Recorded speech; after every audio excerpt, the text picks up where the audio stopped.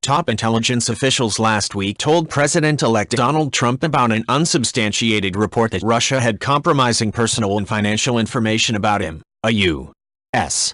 official said Tuesday. The official spoke on the condition of anonymity because the official was not allowed to publicly discuss the matter. The briefing about the document was first reported by CNN. A summary of the allegations was separate from a classified assessment of Russia's attempts to meddle in the U.S. presidential election. Trump and President Barack Obama were briefed on the intelligence community's findings last week. Shortly after news reports were published about the briefing, Trump tweeted, "Fake news, a total political witch hunt." Trump was expected to hold a previously scheduled news conference Wednesday to discuss his future plans regarding his role with the Trump Organization.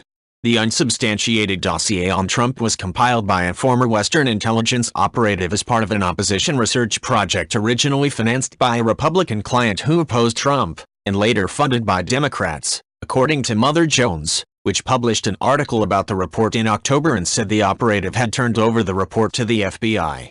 The New York Times reported the operative had previously worked for British intelligence. The Associated Press has not been able to substantiate the information in the dossier, which misspelled the name of Russia's largest bank.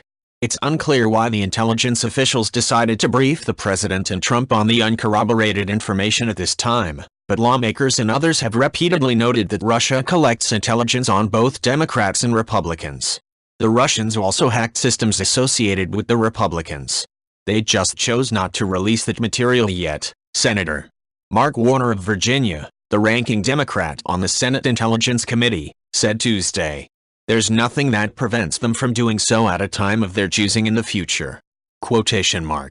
Trump advisor Kellyanne Conway said in an interview Tuesday on NBC's Late Night with Seth Meyers that nobody has sourced it. They're all unnamed, unspoken sources in the story. She said it may have originated with a Russian investigator or groups that wanted Hillary Clinton to win the White House. The report had been circulating in Washington for months. In October, former Senate Minority Leader Harry Reid wrote the FBI asking the Bureau to publicly disclose what it knew about the Trump campaign's ties to Russia. Reid was aware of the dossier before he wrote the letter, according to a person knowledgeable about the subject who spoke on condition of anonymity because this person was not authorized to speak publicly about the matter. FBI Director James Comey refused earlier Tuesday to say whether the FBI was investigating any possible ties between Russia and Trump's presidential campaign, citing policy not to comment on what the FBI might or might not be doing. Comey was pressed by Democrats on the committee about whether the FBI was conducting an investigation. There was no mention during the hearing about the summary of the dossier, which was attached to the classified hacking assessment. I would never comment on investigations, whether we have one or not, in an open forum like this, so I can't answer one way or another, Comey told the panel during his first public appearance before Congress since the election. In late October, Comey angered Democrats when he announced 11 days before the election that the FBI was looking at more emails as part of its investigation of Hillary Clinton. Oregon Democratic Senator Ron Wyden said the American people had a right to know about whether there is an FBI investigation into the Trump campaign's ties with Russia.